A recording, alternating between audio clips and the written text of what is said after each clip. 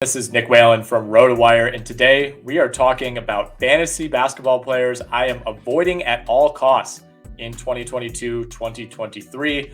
Our list, of course, begins with Ben Simmons.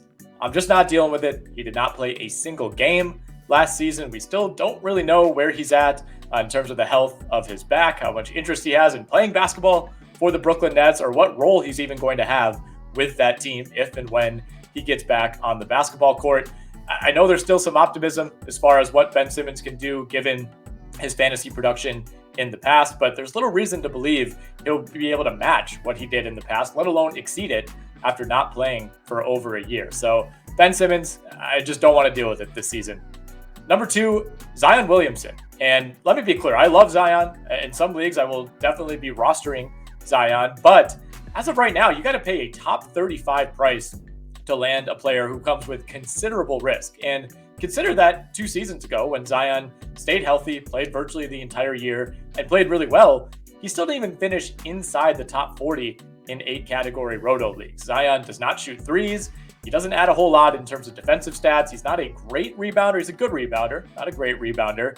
And his free throw percentage, of course, is a major issue given how often he gets to the line. So unless he's made dramatic improvements in some of those areas while not playing last season, it's hard for me to believe that Zion Williamson is going to meet the cost that it takes to currently land him on your fantasy basketball roster. Number 3, Russell Westbrook. Just no, I'm not doing it. If you draft Russ at this point, you should hope that he gets traded or bought out or somehow lands on a different team that's just going to allow him to run the show like he has in the past. But if he remains on the Los Angeles Lakers, there's just not a lot of upside here, especially with some of the guard depth that the Lakers have brought in. Number 4, Kyrie Irving.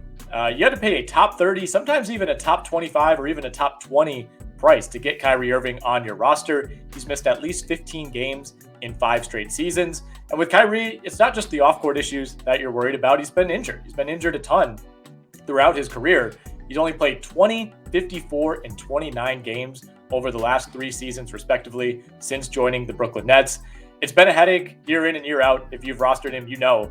It's another player that I just don't want to deal with this season. Number 5, Christian Wood. Now of the Dallas Mavericks, he, of course, came over from Houston via trade. Christian Wood is going inside the top 60 in fantasy drafts right now.